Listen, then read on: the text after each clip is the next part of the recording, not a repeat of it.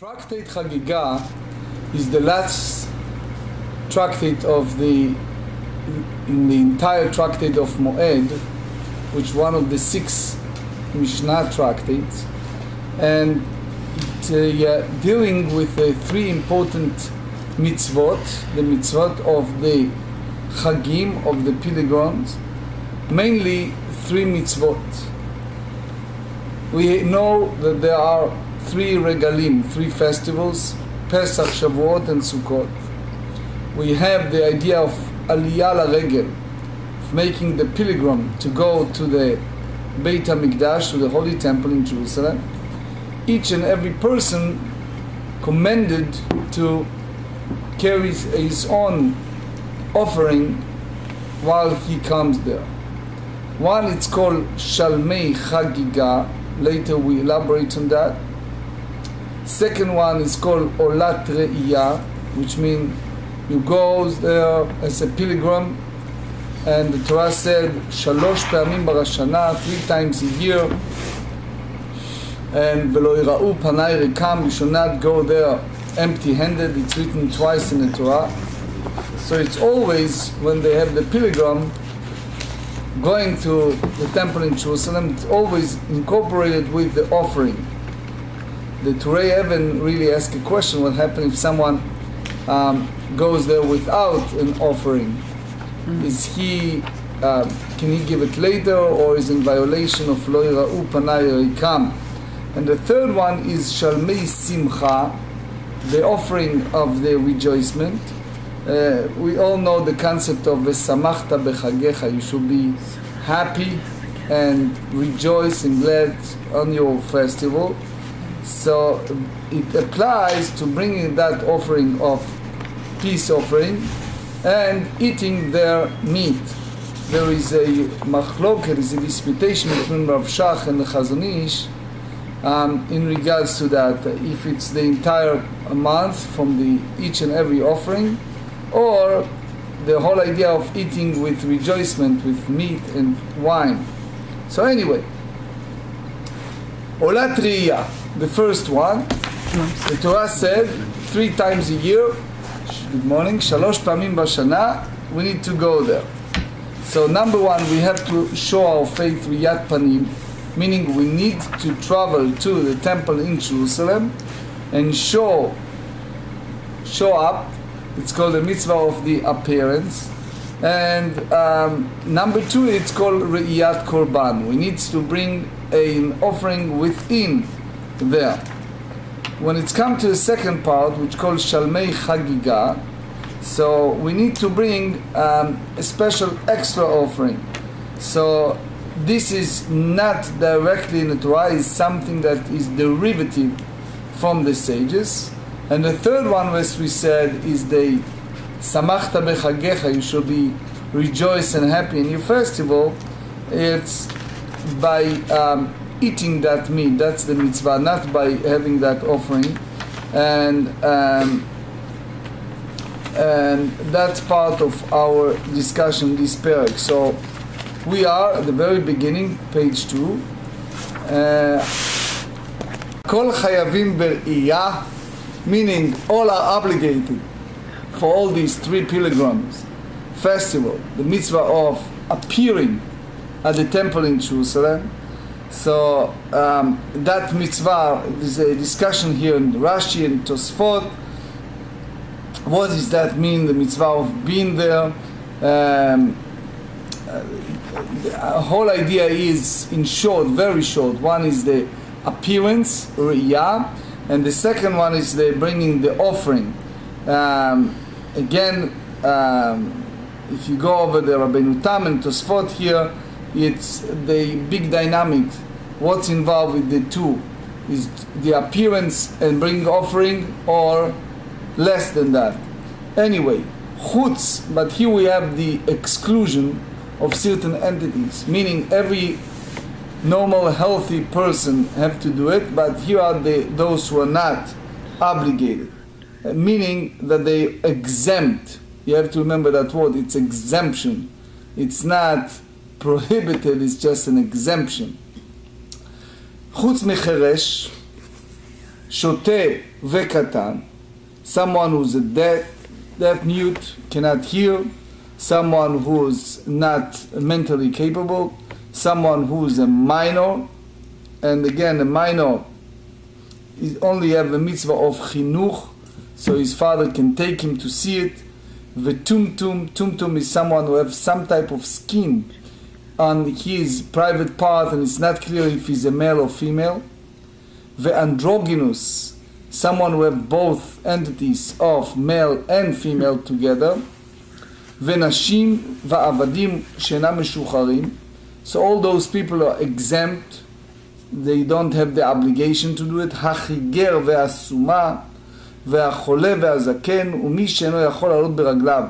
Again, it's a long list of category. Blind person, for example, as ill person, elderly person that needs cannot walk without cane, etc. So, ezeu katan, which one is considering a minor, that he is under the age of chinuch, of obligation to do it. That's the way Rashi said. The Rashash said that he said that the main idea of requirement or obligation upon a child's education applies to the father, but the Tosfot said that it's both. It's not just appearance, also bringing the offering there. So they said, כל שאינו יכול לרחוב על כתפיו של אביו ולעלות לירושלים להר הבית. Meaning that the boy is so weak that even that distance from Jerusalem to the Temple Mount, that the father needs to carry him on his shoulder, or the weather. So Temple Mount meaning the courtyard of the temple. So Tosfot Yom Tov said someone who has a hard time to go on steps to that courtyard from Temple Mountain, or someone who cannot have the capability to ascend from the entrance to the Temple Mount. So all those category is exempt. Divrei Beit Shammai, that's the house of Shammai. But Hillel אומרים כל שאינו יכול לאחוז בידו של אביו, someone who cannot hold his father's hand, ולעלות מירושלים להר הבית, and ascend while walking from Jerusalem to the Temple Mount, שנאמר שלוש רגלים. So here we interchange the word regalim with raglaim. Regalim is a festival, raglaim's feet, which means only someone who is capable to ascend to Temple Mount using his feet, he is obligated with that mitzvah of the pilgrim. If someone cannot, is not. So the idea is bar chinuch, someone who's in the age of capable of education. So anyone who does this pilgrim needs to bring two offerings. One is called olat re'iyah, the offering of the pilgrim, and second one is shalmei Hagigah, the special peace offering. So even the Torah did not bring a clear measure of the volume of those offerings. The sages said that it has to have a minimum requirement. The Meiri said according to your ability, but basically we have some type of measure, because you cannot totally leave it to people. I remember we started to solicit money for JEC. So at the beginning, you go to people and said how much you need. If you don't give them a specific goal, so they can give you very little, or they can give you way more than you anticipated. Mm-hmm. But the best way is to give a framework. I need so and so. So people have a framework of what you are looking for. How do you call it? Budget? Right, Eddie? Mm-hmm. Okay. Beit Shammai אומרים, הראייה שתי כסף. Beit Shammai said when it's come to burn offering of appearance brought, it's a pilgrim festival, must be worth at least 2 silver coins. והחגיגה מאה כסף. And the festival peace offering must be worth at least 1 silver מאה coin. So again, that's the measurement of the Mishnaic time, the 2nd century. But ובית הלל אומרים, בית הלל disputers say the opposite, הראייה מאה כסף, והחגיגה 2 מעות כסף, the other way. So, biblically speaking, we don't have a clear measurement. The sages put some type of numbers involving here. Later, the Gemara elaborates, explain to us the disputation between the two. So first, we challenge, since we go from the stage of Mishnah to the stage of the Gemara, and I know that for those new faces who are not so familiar, so please excuse me for giving a minute or two of explanation for those who are not so familiar. Mishnah is the era between the 1st to the end of the 2nd, early 3rd century. This part that we study is in the Babylon Talmud. It's a Mishnaic time. The rabbis is called Tanaim, and it's a category of rabbis that live at that era. And it was one rabbi by the name of Rabbi Dr. that put together the Mishnah. Later, upon completion that, at the end of the 3rd century, in the 4th and the 5th century, it was the new era that's called Talmud, which take each part of this writing of the oral teaching of Mishnah and elaborate on that, and give us explanation and expand it on that, and bring the disputation of explanations, and have a discussions over that. And then it's wrapped up by 2 great rabbis, named Ravina and Rav Ashi. They put it together in a form that we call Babylon Talmud, which is basically 20 volumes. So, with that said, now when you see the word Gemara after the word Mishnah, meaning now we're different stage. Now we are basically, can be between 50 to 250 years later, we have a discussion over those statements. So for the Talmudic time, they have already the formulation of the written Torah and the oral Mishnah, the oral teaching that was transmitted from one generation to the next. Okay? So now Gemara. Hakol la'atuyei mai. So when the Mishnah states that all are obligated to mitzvah of appearance in the temple, so the question is, when you use the word hakol, who are all? What do you mean by that? So they said, la'atuyei mi shechetzio eved vechetzio ben chorim. So this is the famous Gemara in Gittin 41. You have a fellow that was a servant of 2 brothers.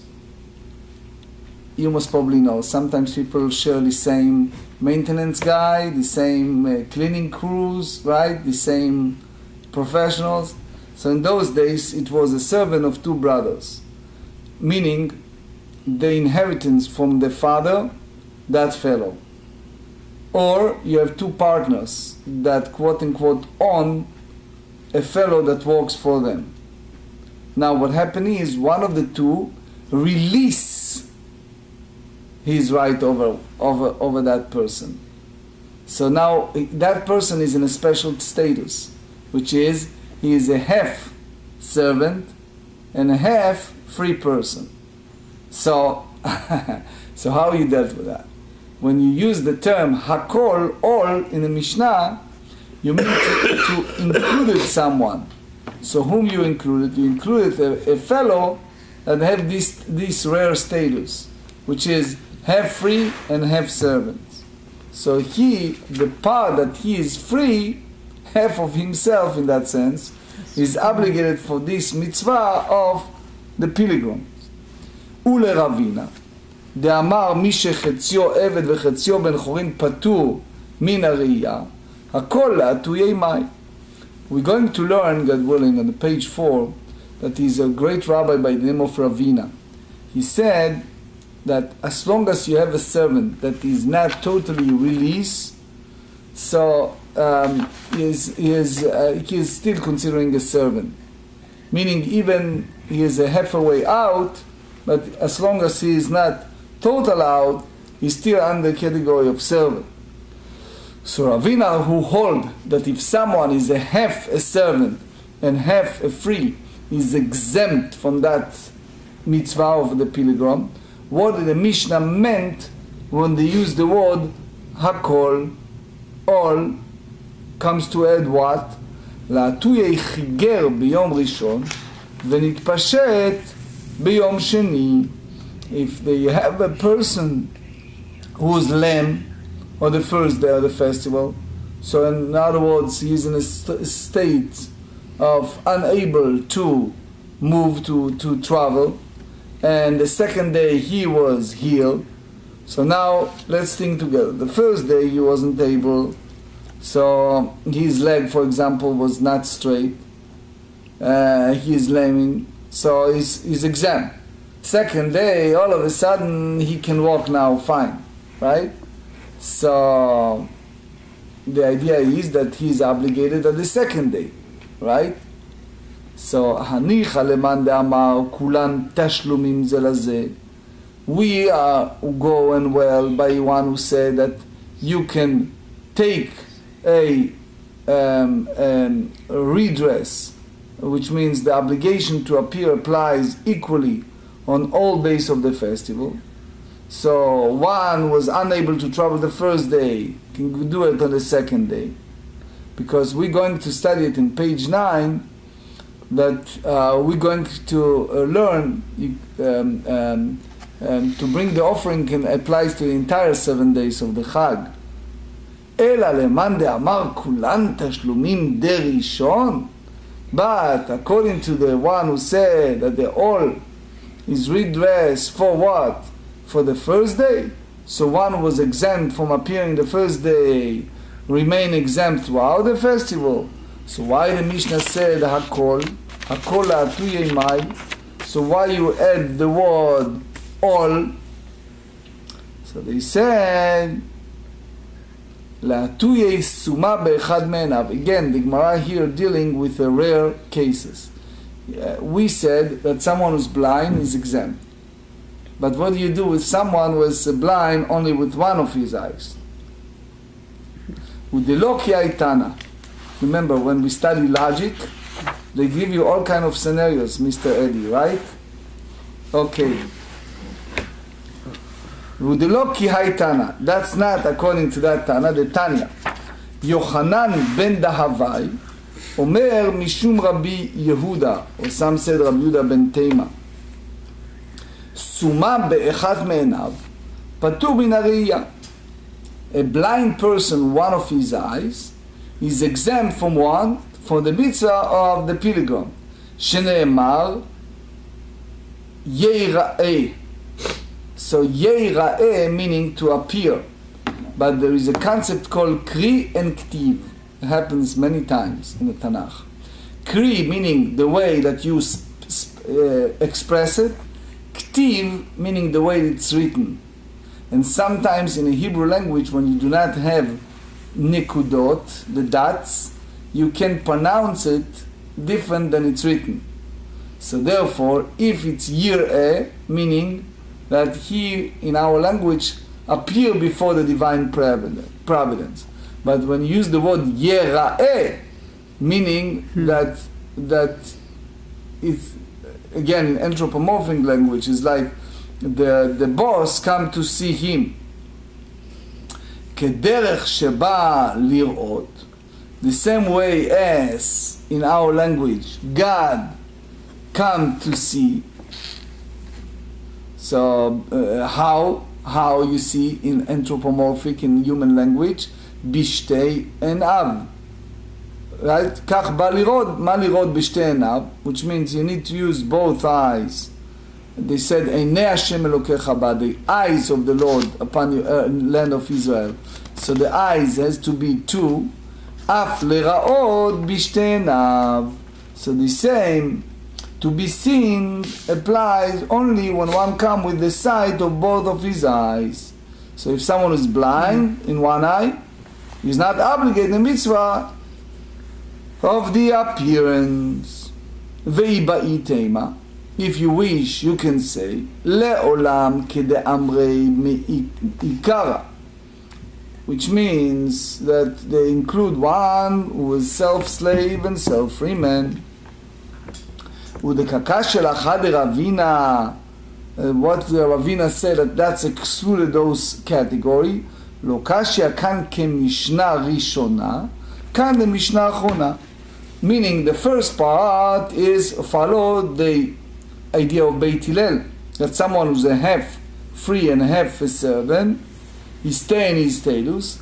The other one is that you force the master to release his servant, and by doing so, he is under the obligation to appear in the temple. Ditnan. Now we're bringing the quotation from Mishnah in Tractate Gittin, page 41. Mi shechetzio eved vechetzio ben chorim. Someone who's in that status, half and a half. Oved et rabo yom echad. So he served his master one day, and then ve'et atzmo yom echad divrei Bet Hillel, which means he works for himself for one day. That's the idea of Beit Hillel, meaning the day that he works for his master, whatever his income belongs to his master. The day that he does for himself, all of his income is for himself.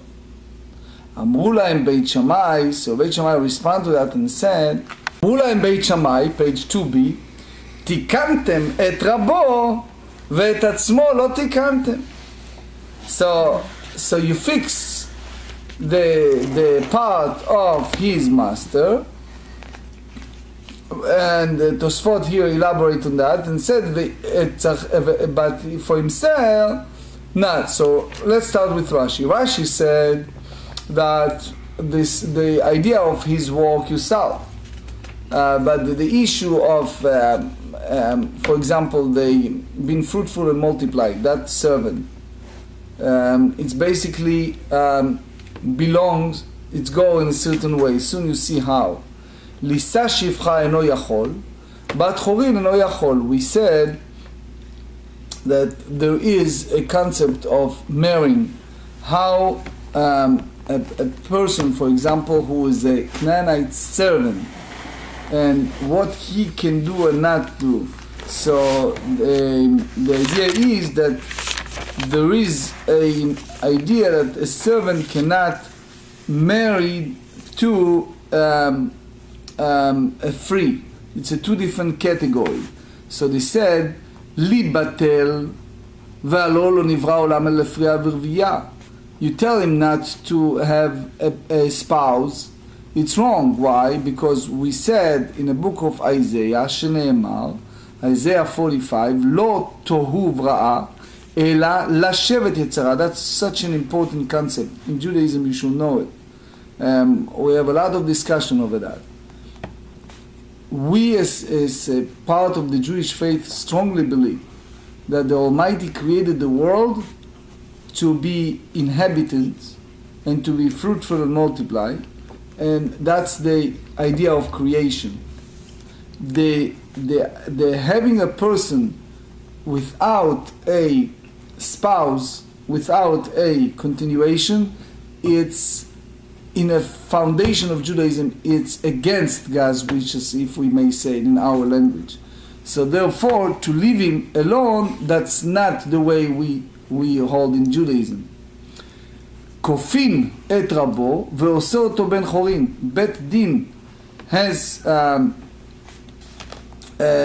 obligation to, that's the Tosfot said, to give him a get shichrur, a special bill of divorce, to be free, divorce in a sense from the obligation upon his master, and therefore he can go ahead and have continuation.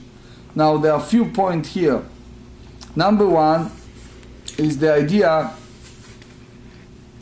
that the master cannot withhold his person, his servant, from being fruitful.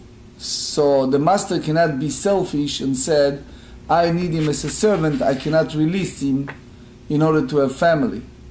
That's the area that, according to this Tosfot and others, the Beit Din can interfere. But they said, כופין את רבו ועושה אותו בן חורין, וחוטב לו שטר על חצי דמיו, וחזרו בית הלל להורות כדברי בית שמאי. So how they do that? Imagine numbers. I'm just throwing numbers for our understanding. Let's say a person is a thief. He cannot pay back. He stole $300,000. The Bedin take that fellow and sell him as a servant to someone. And the income is going to pay the loss.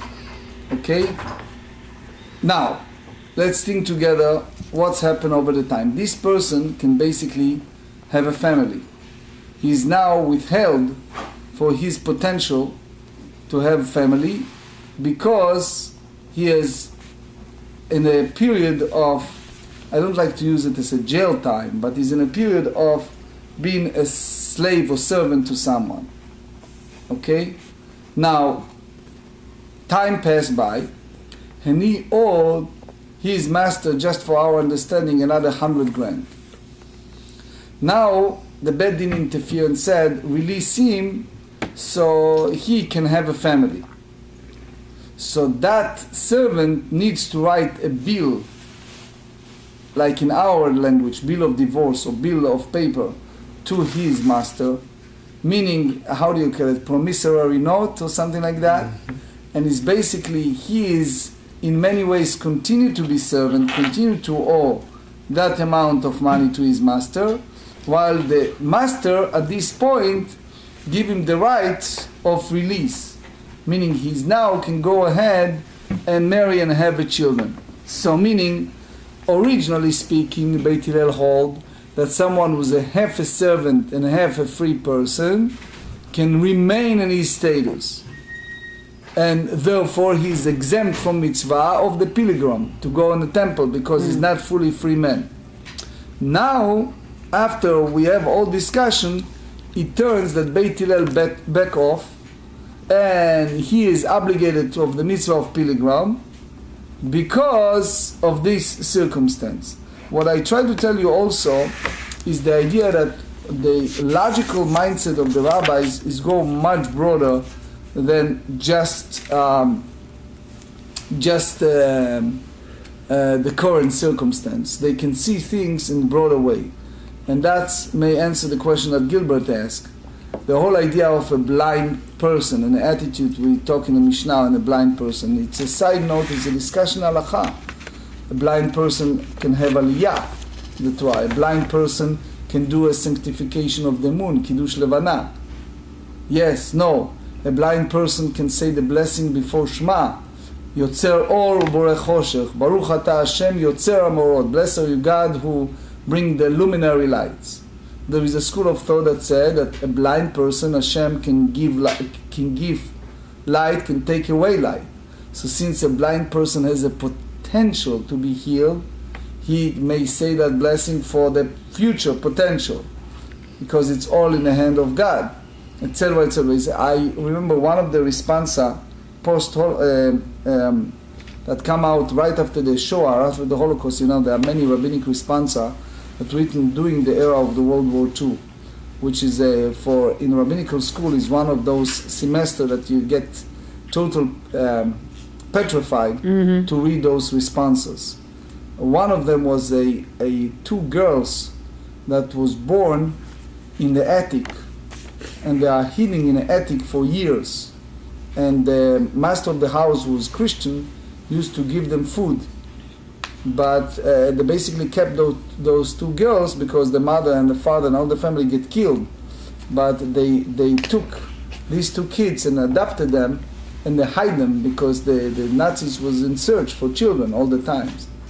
So it turns, because they are hiding for years in that attic, when they came out after the war, they are blind.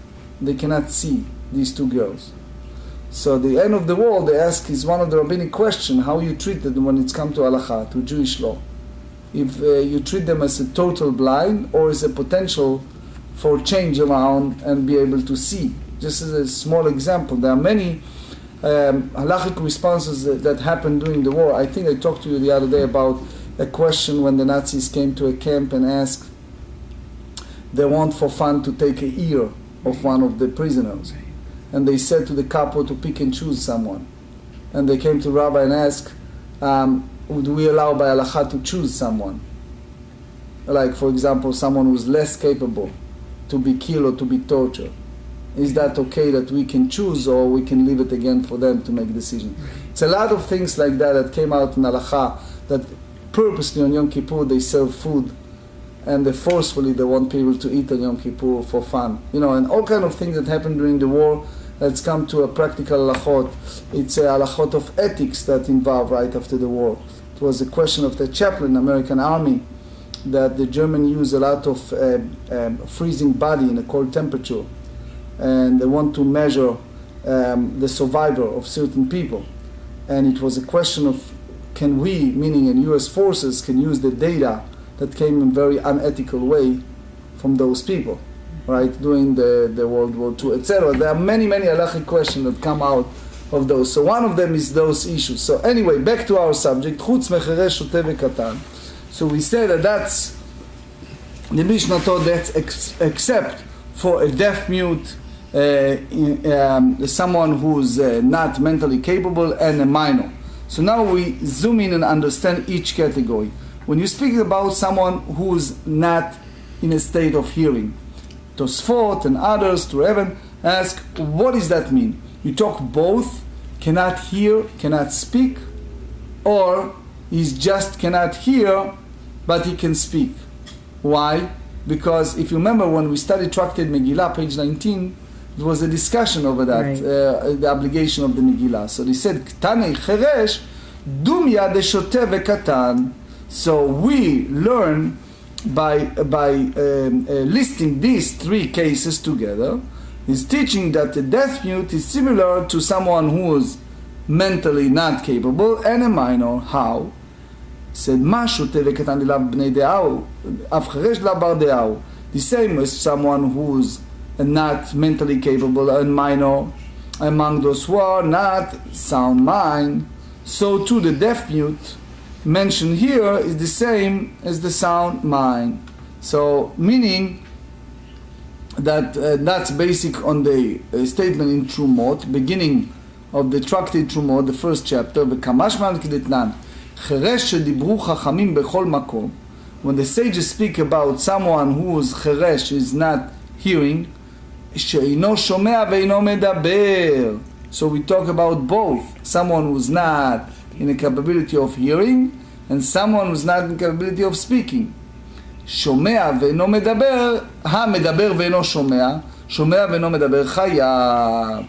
Oh, so now we are now understand a new world, a new category. Rashi explained to us. Originally, this person was smart, was shrewd, was clever, was able to do everything. All of a sudden, for all kind of reasons, he is now in a state of what? He cannot hear. Okay? So the moment a person he cannot hear but can speak, or he can speak but cannot hear, so this is a category of someone who's still in obligation to go and show up in a temple. So when you use the word hakol, meaning all, including those people who are partially of their physical capability are incapable. But since they are not totally meaning both hearing and speaking, and vice versa, it's as long as they don't have that category, they are still obligated. All those people who exempt, when it's come to that, it's total blemish, total hearing and speaking incapability. Okay? Tanina le'ada tanu Rabbanan. Hamdaber ve'eno shomea zeu cheresh. Now we go and zooming that category because there's a lot of halachic application. One who speaks but does not hear, this is a deaf person by the rabbinic category. Shomea ve'eno medaber zeu ilem. One who hears but does not speak, this is a mute. זה וזה הרי הם כפיקחים לכל דבריהם. Both this one and that one are the same legal category as those who see and hear with regard to all matters, which means that cheresh, so a deaf person, is exempted by the sages, is one who neither hears nor speaks, that only when you have these 2 points, 2 together, how do you know that someone who can speak but not hear is under the category of cheresh? Again, cheresh is the total. שומע לא מדבר זהו אילם, אילם someone who cannot speak. דכתיב, they said in the book of Psalms 38, ואני חרש לא אשמע וכאילם לא יפתח פיו. King David in his wisdom, he talked about all of his enemies that try to give him a rough time from outside, from inside, etc. He went through a lot of suffering in his life, King David. So he said, but I am as a deaf man, so one category, deaf man, that I do what is right, I hear not, and I'm as a dumb man, which means who's not open his mouth. So since he used himself to say in these 2 categories in regards to all of his adversaries, we derive from that these are 2 different components. One is cheresh, one is ilem. One is a hearing issue, one is a speaking issue. He said, v'iba'it teima is another view. That's the language of people who are speaking, and they said is an acronym, ilem, meaning someone who's is like his ability of speak was taken from him. I have a friend who used to have a talk show in Israel. So he said he has sometimes an open telephone, open microphone, and listeners can call. So he said several times, people first time in life they are on air. So he say hello, and the other side is like silent. And what's going on? People just get, I don't know, it's a stage frightening or air frightening or whatever it is. Freeze! Boom! It's like someone take away the ability to speak. They said that when Tane Tokef, in the prayer we say in Rosh Hashanah Yom Kippur, that when people see the presence of Hashem, at that moment when God let all the creatures pass by him, it's a moment that is total, the mamada kai shama, that we lose our capability of speaking when you have the reverence, the awe, the amazement of God. Anyway, in other words, they use here a language of people that like all of a sudden he cannot speak. מדבר ואינו שומע, שומע ואינו מדבר חייב. Someone who have just one category, he can speak but cannot hear, or can hear and not speak, so he is obligated for all the mitzvot. והתניא מדבר ואינו שומע, שומע ומדבר פטור. We just said that someone who have only one is already exempt from what? From the mitzvah we mentioned at the earliest time, which is what? The pilgrim, to go during the festival to the temple courtyard. אמר אבינה ואיתימה רבה, חסוי מחסרה והחקטני. Something is missing from that statement. You know what? הכל חייבים בראייה. Everyone is obligated to do the pilgrim, which means to do 2 things. Remember the Mishnah? 2 things. 1, to show up, to appear in the Beit HaMikdash, in the temple. Number 2, to incorporate with you an offering. The Torah said specifically, via negativa twice, you should not come empty-handed. You know that feeling, to go to your friend's house with nothing in your hands. I don't know, I talk about myself. I can't do that. Whenever I go, no matter what, I have to bring something. Anyway, so the idea is, when you go to see the Lord 3 times a year, you have to bring with you an offering. That's part of that. Uva simcha, we have a mitzvah, biblical commandment to be happy. Meaning, when it's come to those festivals, when you bring a peace offering and you eat, you have to be in a state of rejoicement. It's a mitzvah, it's a real mitzvah, it's a commandment, the Torah, to be happy while you rejoice in eating that food. Chutz mecheresh, to take out, to exclude someone who's cheresh, who cannot hear. Hamedaber ve'eno shomea, who can speak but cannot hear. Also the opposite, shomea ve'eno medaber, he can hear but cannot speak. Shepatur bin hariyah, that he is exempt from the mitzvah of the pilgrim to show up in a temple. Ve'af al pi shepatur miriyah. But listen to the language. Even he is exempt from what? That he is exempt from appearance, the mitzvah of appearance. Still, you have what mitzvah? Chayav besimcha. You have the mitzvah of rejoicing, right? What is that? when you bring that peace offering and eat that meat. ואת שאינו לא שומע ולא מדבר, ושוטה וקטן פטור, someone who's totally not hearing, not speaking, or someone who's not mentally there all the times, or very young, minor, all of them are exempt. Remember the word exempt. It's not prohibited, or it's just exempt. אף מן השמחה, even from the mitzvah of the rejoicement, הואיל ופטורים מכל מצוות והתורה. Since they are totally exempt from the mitzvot mentioned in the Torah, as they're not sound mind, so they're exempt. So you should know, as a conclusion in that part, when we speak about cheresh, remember the cheresh meaning someone who's not hearing. By our category, it's applied to someone who have the two components, not hearing and not speaking. If it's one of them, it's still not considering total cheresh. Versus cheresh b'miktzat, someone who has just one component. So when the Mishnah used the word hakol, everyone is obligated for the mitzvah of pilgrim, and they used the word excluding cheresh, they meant to say only someone who's one of the two. So, but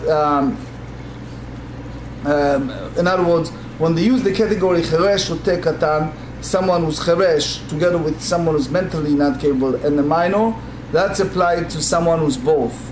Okay, so that he's not hearing, not speaking, but including a mitzvah of rejoicing, he's exempt.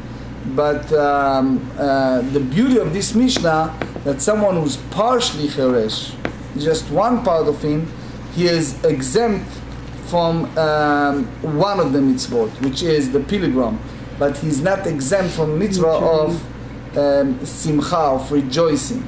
Anyway, Tanya Namayachi, we learn also in the Braita, Akol chayvim b'riyah v'simcha, all are obligated in mitzvah of appearing in the temple and rejoicing, חוץ מחרש המדבר ואינו שומע המדבר שפטורים מן הראייה, except for what? Exempt for the deaf person who speaks but not hear, one who hear but not speak, is the exempt from the mitzvah of the appearance.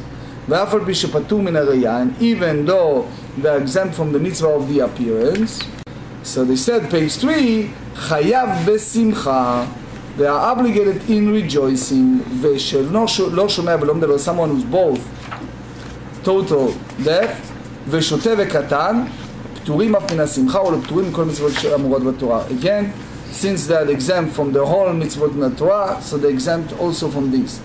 So they said, מה ישנה לעניין ראייה לפטיר, ומה ישנה לעניין שמחה דמחייבי? So why we differentiate between the appearance and the rejoicing, that they are obligated? So they said, ראייה, לעניין ראייה, גמר ראייה מעכל. So when it's come to appearance, we derive a verbal analogy from the mitzvah of hakel, which is every 7 years at the festival of Sukkot, right after the Shemitah, the sabbatical year, we have the mitzvah of gather in the Torah and reads, and that's part of our discussion, God willing, tomorrow. First halakha, it's in regard to a blind, partially blind person. So this is the Rambam in Hagigah chapter 2. One who is blind, even in one eye, is exempt from the mitzvah of appearance in the temple. Now, the question that people ask, how about getting aliyah? How about Kiddush Levana, sanctification of the moon? No, Elliot, what's the result? Is someone who's blind, he is exempt from the sanctification of the moon or not? Is he blind in one of his eyes? Well, he can use the other eye. Yeah, what if it's both eyes? Then he can't do Kiddush Levana, he can't do the moon. It's not so simple. I wish that it's simple. It's a machlokes. Anyway, HaChayavim B'Riyah, there are those who are exempt from that. So it's a long list. The Mishnah said one who exempt from the appearance, and they speak about a different category. How you treated, for example, a cheresh ilem, a deaf person, and a mute are exempt from the mitzvah of appearance, and we explain that there are different categories when it's come to cheresh, between someone who both don't hear and don't speak versus someone who have one of the two. In very short, when someone who has just one of the two is exempt from the appearance but is not exempt from the mitzvah of rejoicing the festival, versus someone who's both, cannot hear and cannot speak, then is the same category as shoteh and katan, someone who's mentally not capable and someone who's a very young minor, that they are exempt from both, from appearance and from the mitzvah of rejoicing from the special peace offering.